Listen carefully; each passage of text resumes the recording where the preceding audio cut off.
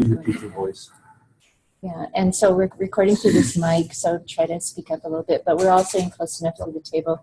Yesterday we experimented I was over there talking softly and it could still pick up pretty well. Excellent.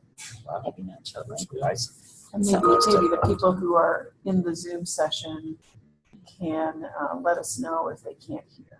Yeah, that would be you, Jenny. You in the Zoom session. Okay, so I'm going to try to point the computer to whoever's talking. That looks like somebody I know. Is that Jenny? That's Jenny. Okay. Everybody can say hi to Jenny. Say hi to Jenny. She's still overseas, or No, you're here, right? You're in your. You're somewhere. You're somewhere. Just use your sign language.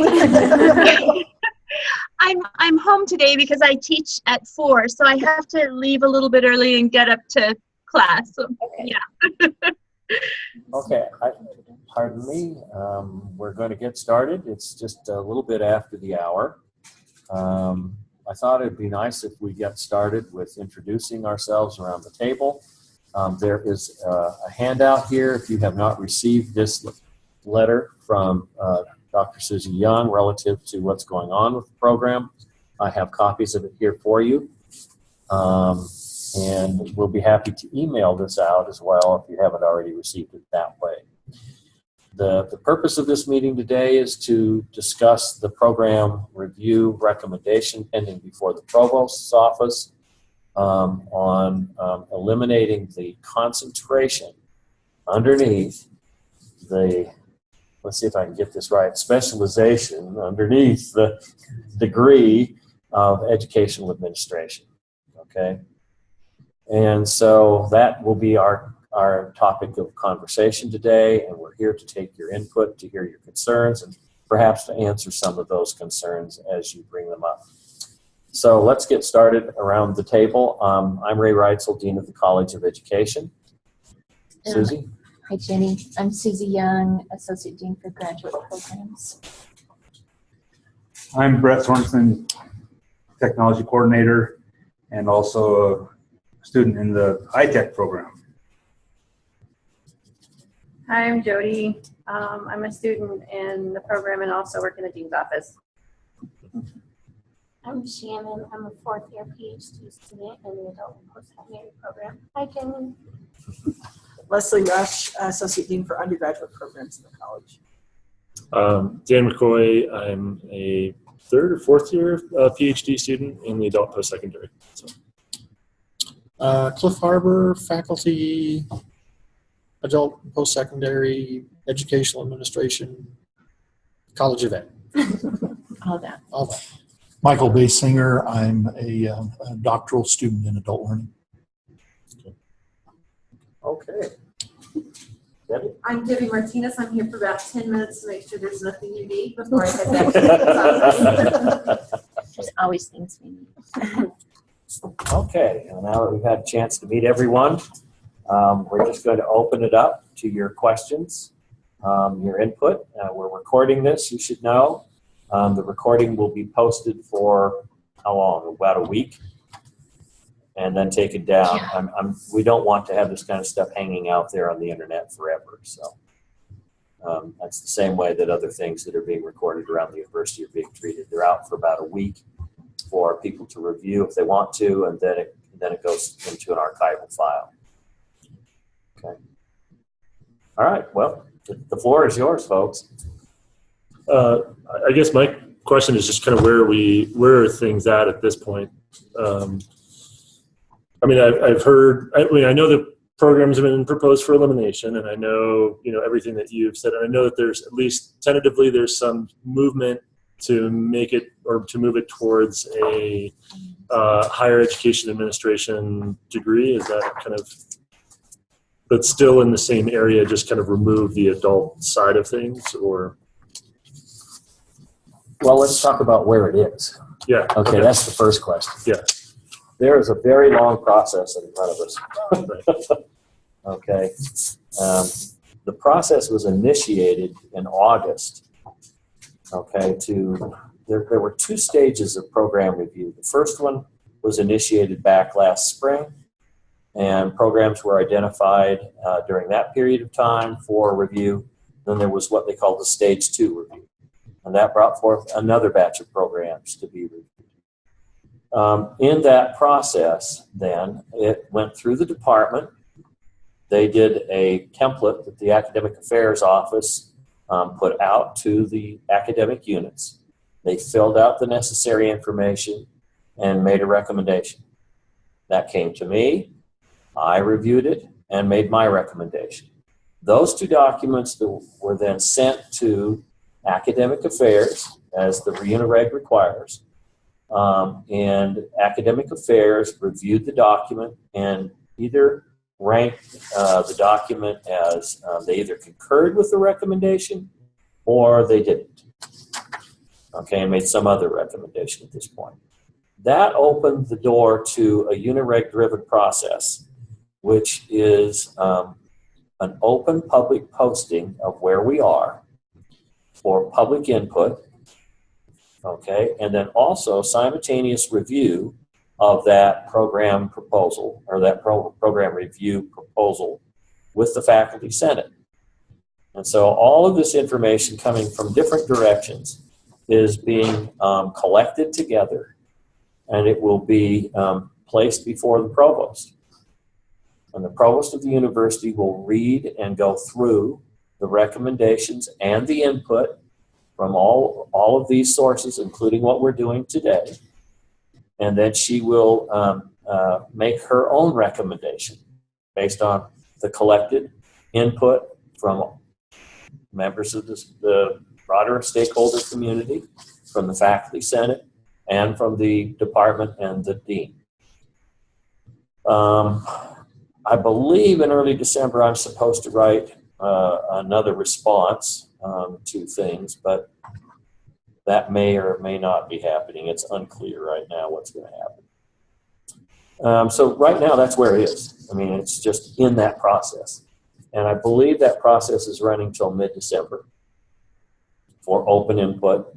And then I'm guessing that our poor provost is going to have a Merry Christmas, trying to dig through all of this stuff and try to have her recommendation on the table sometime after the winter break. And then it will be the president's job to go through the same thing, to look at the provost's recommendation, to go through this whole process and review the data and make her recommendation. And then that will move from the president to the trustees sometime in the spring semester to determine whether or not there's still several levels. So, basically what is the proposal? The proposal is to eliminate, not a program, it's really a concentration within a program. Okay, so we're not getting rid of a program. We're getting rid of a concentration, and that's really important to understand.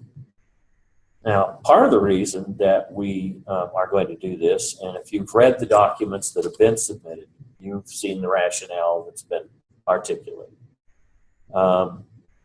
So our intent, however, is to make this degree more responsive to the types of students that tend to enroll in it and what they're really looking for. Most of the students who come to the university and or take this degree online are looking for entry-level credentials or advanced-level credentials to function in a variety of administrative roles in community colleges. And so the department has been, over time, already sort of moving this direction ever so slowly. And we just thought this would be an opportunity to make the move. Plus, we lost a faculty member, and that position has been taken by the university. And we're not going to get it back. That's part of the reduction that we've taken on this campus. So all of those elements put together, lead to where we are right now. For most students, I think the biggest question is, well, what happens to me? Okay, how's this going to work for me? Am I going to lose everything I've done? Is my program going to evaporate before I'm able to complete?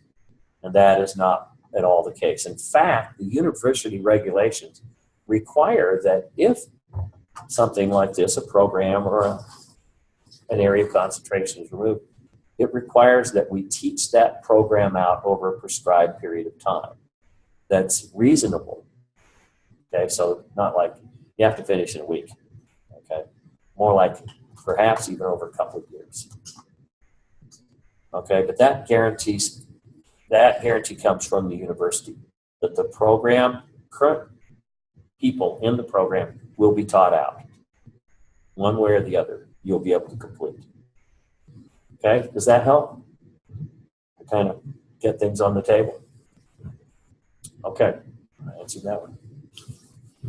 But just the last part of it was that so what's the new proposal? Isn't there something that's kind of part of that? Well, the proposal is to replace that concentration with a higher education community college administration concentration. Sure. Okay. So maybe I could add a Sure. little bit to the conversation. So here's what I anticipate is going to happen. I don't know what the provost will decide to do, but we've been heading towards a higher ed administration concentration for quite a while. And I think in conversations I've had with Cliff, I think in the doctoral program already most of those courses are higher ed admin. It's more at the master's level that you see more of the adult ed program or most of the adult ed courses. And so honestly, whether the adult ed concentration, cognate, specialization, whatever we want to call it, whether that goes away or not, it's going to become higher ed administration. And that's where we need to go to be responsive to students like you and to prepare you for the careers that this program should be preparing you for. So that's kind of what we think about it. I think it's been in progress for a while, and so we'll just be really, in a way, just refocusing those courses, maybe renaming that cognate. So right now, I don't know when you all started the program, but if it was fall 13 or later, you actually don't have anything. And so did you start fall 13 or later? I did, yeah. So there is nothing on your program, if you look in the degree evaluation, that says adult ed. Right. It doesn't say that. Right. Jenny, yours doesn't probably say that either. I don't know, when did you start? Do you have sign language? She's got to mute her mic. Yeah. The same time, yeah. Okay. Yeah. Well, yeah, I'm fine. I guess this is Michael Basinger. My comment is that it appears that students are being taken care of. Exactly. So that's not an issue of mine. It also appears that the administration role is something that's been happening for a long time and will continue to happen. My concern is not a personal concern. My concern is conversations I'm having with graduate students and undergraduates across the university about something that appears in the thing here, mission centrality. And I think there is a great deal of worry out there and rhetoric that we are moving away from a concentration across the university of being a research university and moving toward being a school that is not I've heard the word technical school, but the concern is that we're moving toward employment being the only issue. And, adult education, what we end up reading in adult education is about the history and philosophy and tradition of higher education. I think there's a great deal of worry out there that the university as a whole is losing that toward a more economic mission centrality. I mean, I think this is an economic time. So, I mean, in budget cuts, you can't really help from thinking about economics and being concerned about that. So I think you're accurate in the sort of sense around campus that people are worried about that. I personally don't think that's where we're heading, but I think, you know how pendulums go. It like swings over here. Let's do everything really practical. Then it swings over here and let's be theoretical about everything. And I'm hoping we swing back and you know, do something that's more on balance. And I think that we will. And that's my sense of it. I can let you speak to that way if you want. Well, I think you could parse this question in a number of directions. One of them is there an economic driver behind this? Oh, yeah. There is No doubt about it. And it's very clear what the economic driver is. We're tasked with finding efficiencies in the institution and driving out inefficiencies.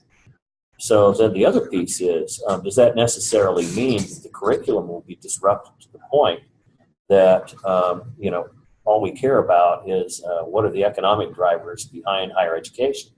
And we're not going to talk about the history or the grand traditions of higher education anymore. I don't see that necessarily happening in this change.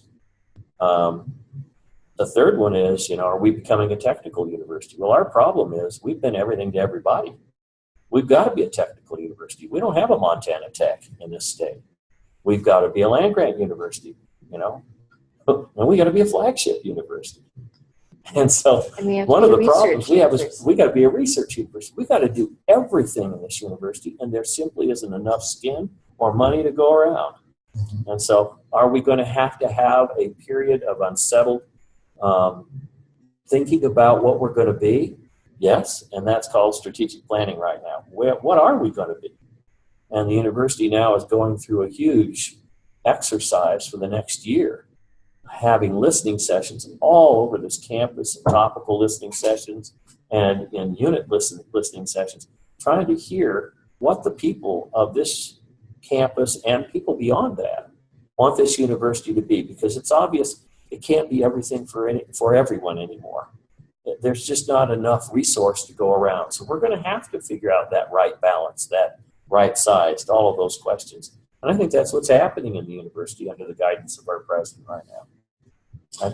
And I wanted to clarify that I'm not suggesting there's some conspiracy happening here or any grand problem. No, I didn't think so. I just wanted to respond. I'm just voicing the concern that that I hear a lot of people being concerned that there is a finger on the pendulum.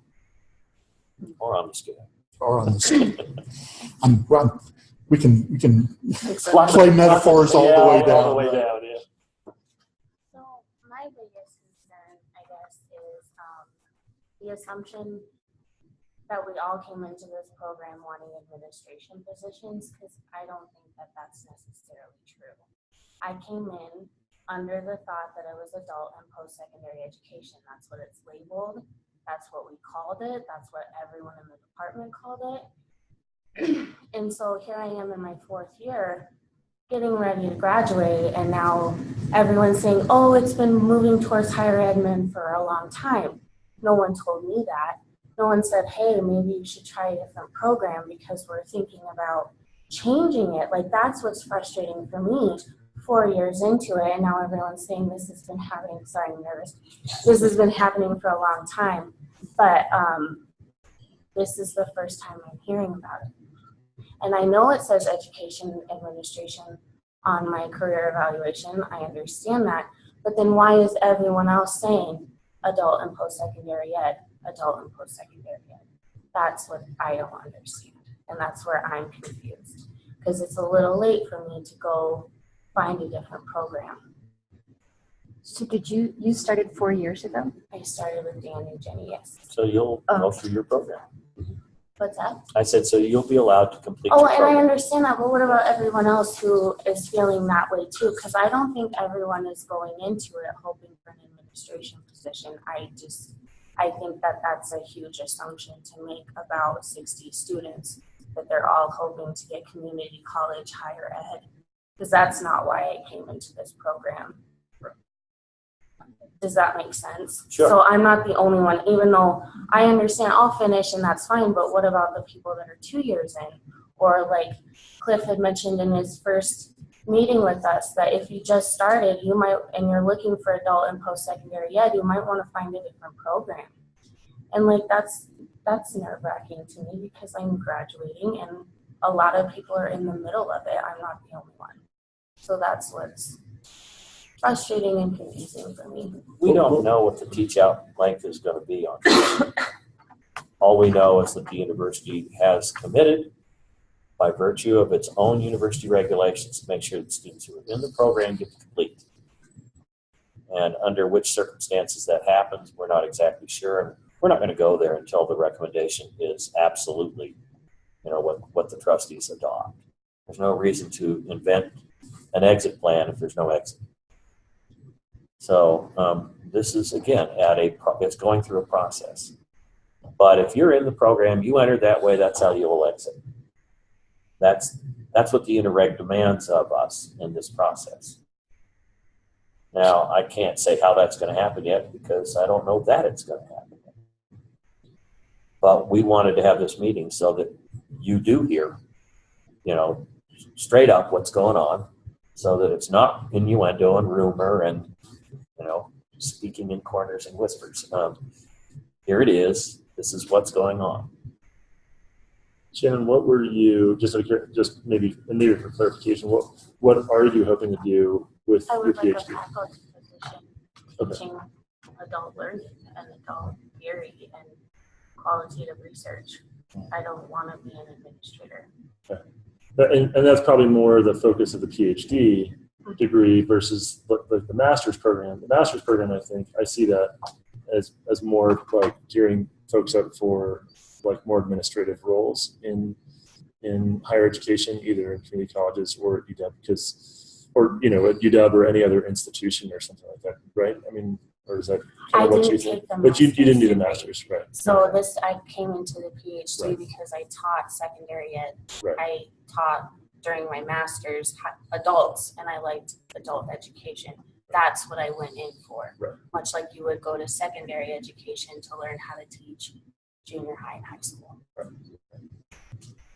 Yeah, and I think that's just the point of clarification is that so for doc students who are looking for slightly different career paths, or that's kind of what I'm hoping for in the PhD track as well too, is not a administrative role necessarily, but that door is open, but more along the lines of faculty and research. But the administrative door is open for me, but it's not necessarily, I'm not pigeonholed into that area. So. Yeah, and I would say that, the PhD program, you're in the right program. The PhD program is meant to prepare you to be a faculty member in higher ed, to be able to teach other people who want to, and they'll be adults. Mm-hmm. So I think that all the things that you're learning in your coursework, and I'm sure there was plenty of adult education coursework in what you've done, right? Most of it I did, like adult learning theories and stuff I took because I didn't have the background. They weren't required. Yeah. So you're in the right program. When we're talking about. I'm not saying I'm not in the right program. It just like language means something. I'm an English major. Higher ed admin means something very different than adult and post-secondary ed, and I don't think that we can use those things interchangeably. Yeah. So that's my concern. Point taken.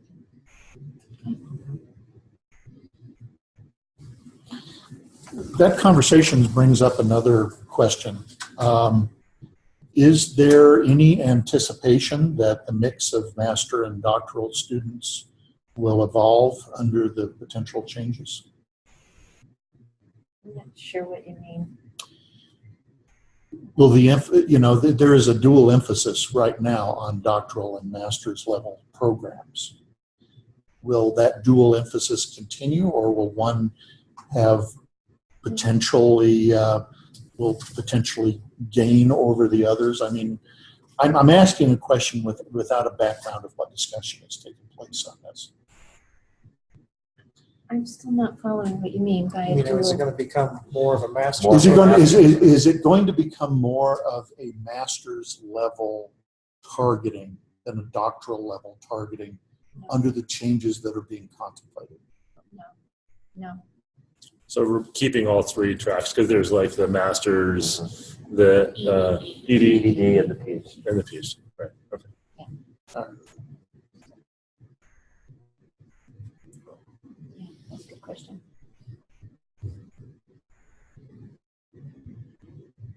Jenny, do you have anything? Yes, I meet people who are university and full-time employees, and so they get the free class, and they tend to take education research, and they say, I like this stuff. You know, as a student affairs person or whatever it may be that they're doing in the university right now, what recommendation would you have, they ask me, for pursuing a PhD in education? And I've always said up till now, adult education, because they work with adults, they work on campus. It sounds like higher ed administration will still work for that type of thing, that our students who kind of stumble into our programs because they have taken a class here or there, we'll find plenty of college-related material in this educational administration program. I guess that's my question. Well, Jenny, let me try to take a shot at this. I mean, one thing that comes to mind if I'm following you, tracking you, is that I think part of the way we all think when we're working with our graduate students is what will they encounter 5 years from now, 10 years from now, okay?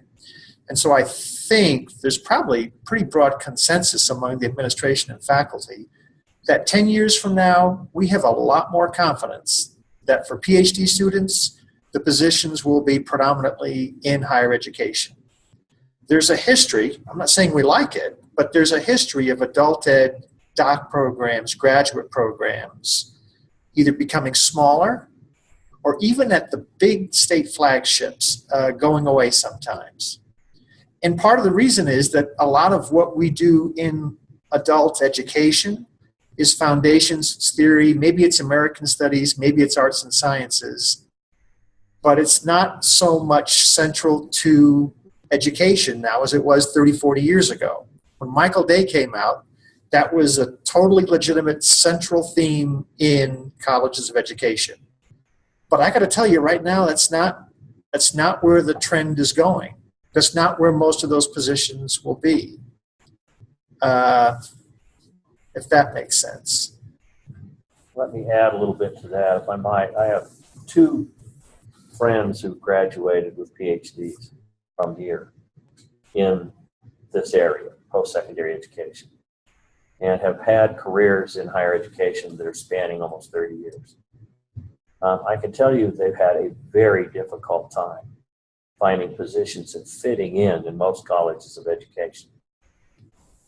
That I'm just being very candid with you. The one person that I know who's, nearing the end of his career has really struggled to find a place in universities, let alone in colleges of education. And so I'm just saying that I think Cliff's right. The trend is toward this degree becoming more focused on educational administration in higher education settings rather than on adult education in higher education settings. Because quite frankly, if you think about it, you could be getting a PhD in elementary education. When you're done, you're going to teach adults in higher education settings. And so it's part of the problem is trying to parse the population in such a way that, good teaching isn't good teaching, whether it's for 6-year-olds or 20-year-olds. I mean, I know there's some differences, but it becomes almost too small a difference to mount up an entire program for at the PhD level. And I think that's one of the things that's leading to this trending away from that and toward more focus on what is higher education as an environment and how do you work with people in it, adults.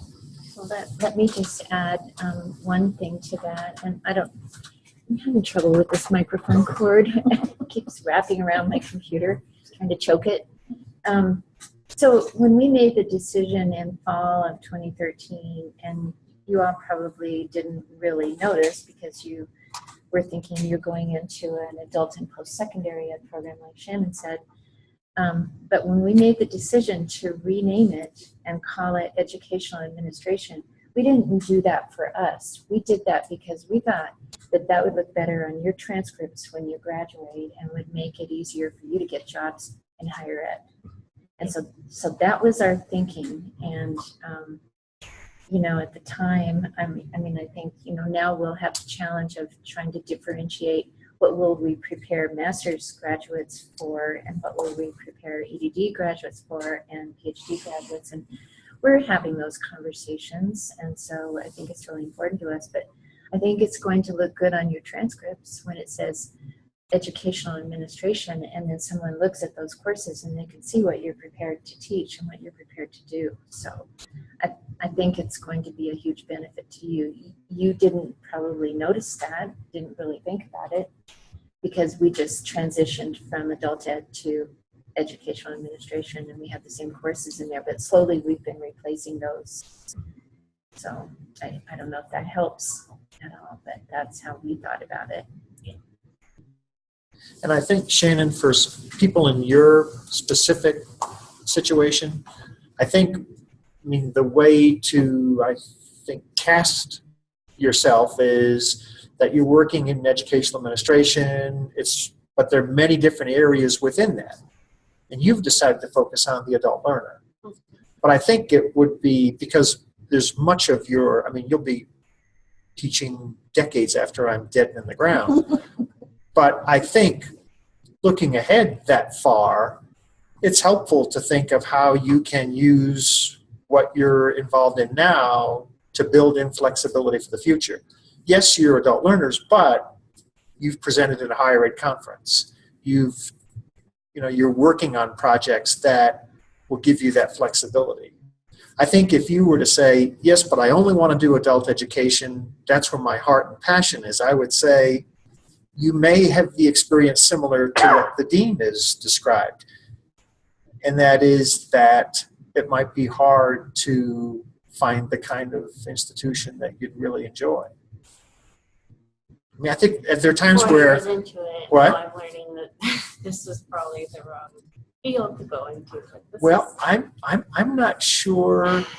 All depends on how you frame it. Yeah. I know, yeah. I understand what you guys are saying. It's just like, I know you're trying to be candid, but basically saying what I want to do is no longer relevant, so I need to change my view, which is fine. I totally get that. I just wish that I would have had some of this information up front. Right. Instead of now, when I'm 4 years into it, and there's really, like, I know I can go into higher admin, but, you know, I'm getting ready to graduate, and I never thought that I would ever go into higher admin. So here I am looking for jobs, trying to refocus, and this conversation could have happened when we changed it to ed admin, explained it to everybody why we're changing the language, why we're doing what we're doing, instead of just saying, like, you're on this track, but wait a minute, no, like, we have to put you on another track.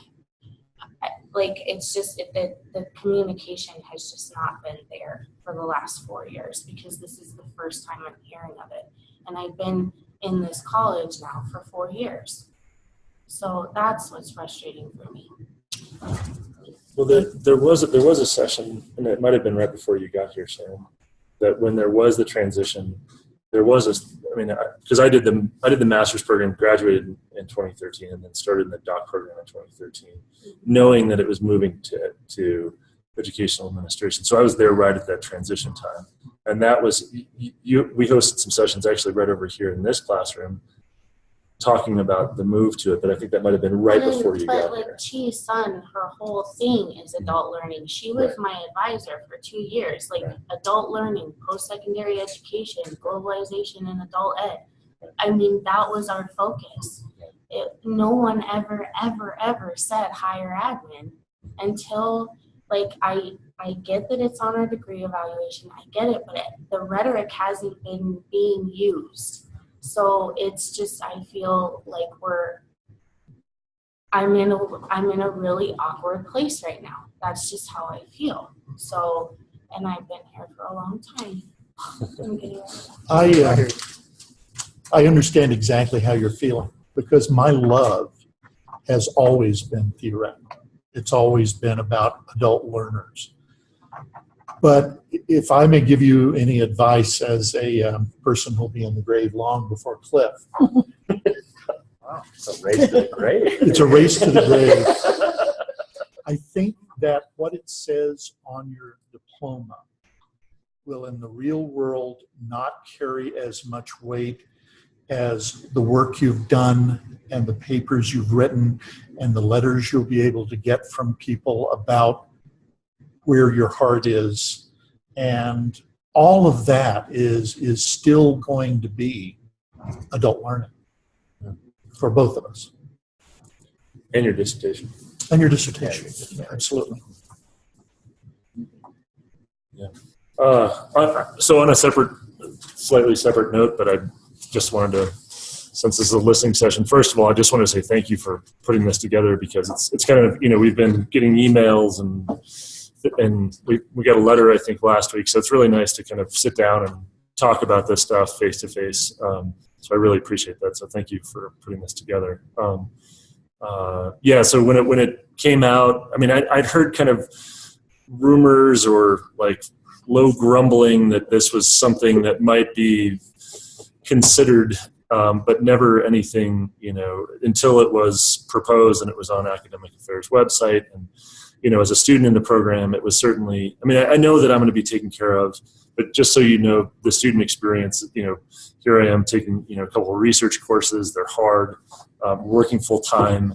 I hear that the program's going to be up for elimination, and, I'm multiple nights of not sleeping and, emails to colleagues and freaking out. So, I mean, it was just kind of like a really kind of pretty intense experience, I think, first hearing about it, even though I know, looking at, I knew the uni reg, I knew everything, but it was still like a pretty intense kind of roiling. It kind of just rocked my world a little bit.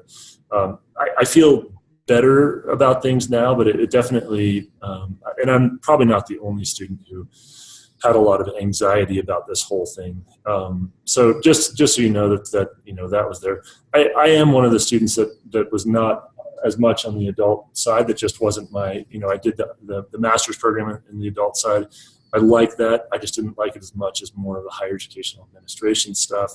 I really enjoy that side of it. I support the move towards more higher educational administration. I think it's a benefit to the state and to the university, and I think it'll be good for the program. I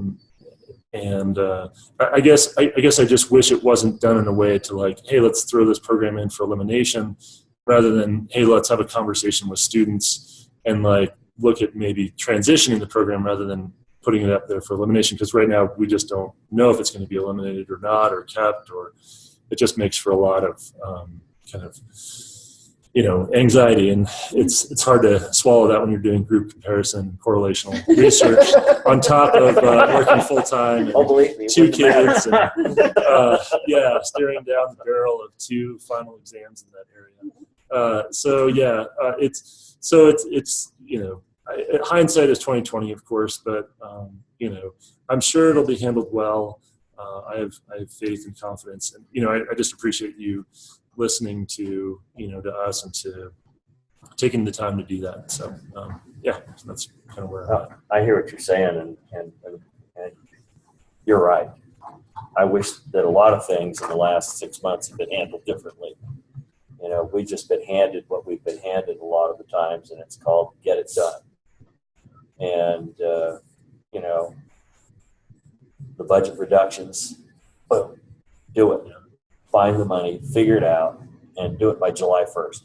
I mean, when the governor shows up on your campus in November and says, we're going to cut $41 million out of your world, out of $200 million over, you got to do things. And I feel bad for our president. I'm sure she's had to do some things she wouldn't have had to do, and I know I have.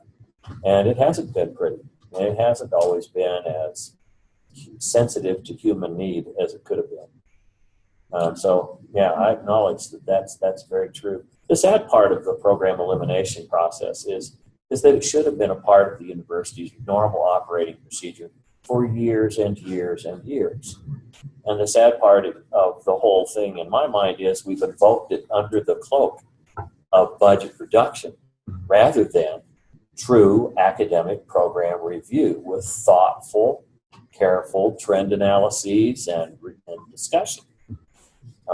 It was used as a management tool to get to budget reductions rather than as an academic tool for looking at programs and determining whether or not they're current, relevant, rigorous, all those kinds of things we care about. Yeah. So we've been looking at this.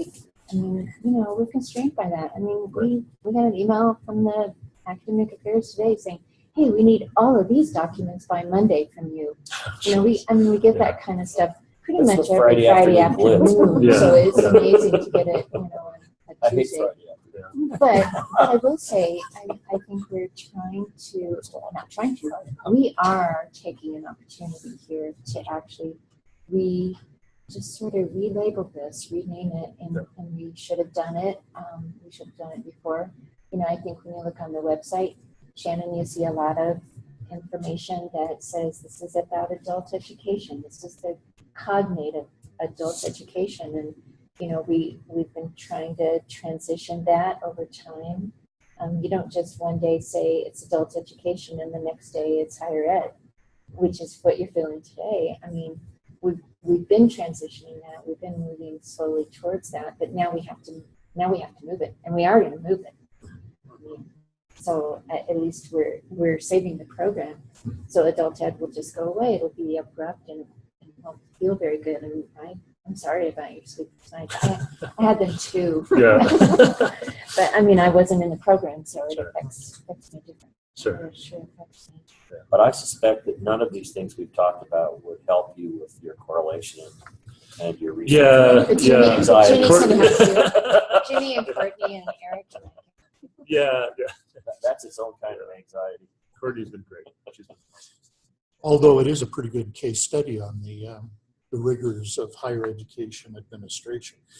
It sure is. Well, that's a good point. It's a good. It is. Yeah. But I think all of you are in a situation where this change will happen over time, but you're following people, especially recently, who have done pretty well. David Desarmier is interviewing at Cleveland State. Mm-hmm. Indiana's looking at him now. And you have all worked in similar areas. So I think even throughout this transition, we'll be situated well for your futures.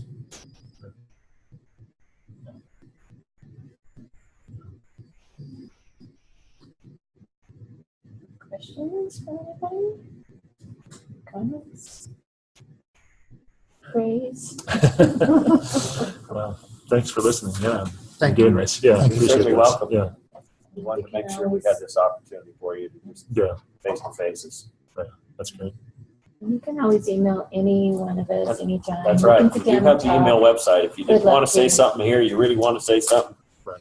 privately, that website's there. There's the EdMeeting website. There's also the Provost website. I guess the other thing I would just add, you know, I'm mostly in charge of undergraduate programs, so I told Susie and Ray I'm here for moral support for all of you.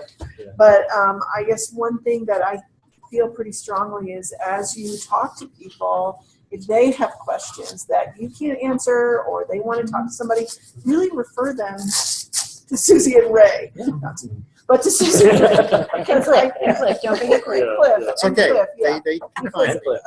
I think that it's always better to get your answers from the source as opposed to, you know, whatever conjecture or rumor. And I think, you know, I think there is a desire on the part of the college administration to try to do what's best for students in a kind of not very nice situation. So that's the only And I'll just add, I appreciate, I appreciate what you said, Dan. I think the process could have been way different. We've been trying to follow the regulations and trying to be really careful, and there's all kinds of language in there about don't do this, don't do this. And so we've been really careful to not do those things and to not like have a big meeting and get a lot of input from students because we didn't think we were supposed to. We thought that was not what that the regulation said not to do that. So we didn't do that. And then we found out, oh, actually that's what we're supposed to do. So then here we are. And so I think this has been a learning process for us, and it hasn't been a kind process for anybody. So I don't think, I mean. We get changing marching orders frequently from the head shed. You know, that's not a comment on them either, because this is new for many of them. Right. Yeah. Yeah. We don't have So, a lot you of, know, We don't have we're in uncharted territory with, you know, leadership that some have been in this kind of territory before and some have not. And so, and with the massive shifts of leadership over the last several years, it's just now starting to gel. We can blame all of this on Sternberg. yeah. I know most of us do. Yeah, no question. Well, yeah, it's certainly affected. I mean, for those of us who are interested in higher education, it's been a great case study and learning Oh, bet it experience has. from, you know, just learning how, you know, that change has kind of affected things, and trustees and temporary president and all those types of other things have just been really interesting. So yeah, good case study. Not very nice to live through. Yeah. I'll just say. I'd really rather just read about it. Yeah, right. Be a good dissertation. Perhaps it will remember better. Well, thank you everyone for coming. Yeah. Sure. Thank you, thank you, thank you, Yeah, thank you, thanks, thank guys. you, everybody. Thank Thank you. you, Thank you. thank you. Yeah, let's talk about that, okay? I know. Gautier. Gautier, what are you doing here? You just taking notes? Maybe at leadership. TSS grad Oh, over there. wow. Let's visit. No clip. That's a really good case that you could write up. Case. Oh man. Post that in the Harvard case study. I don't- A Yale. I don't know if I want to go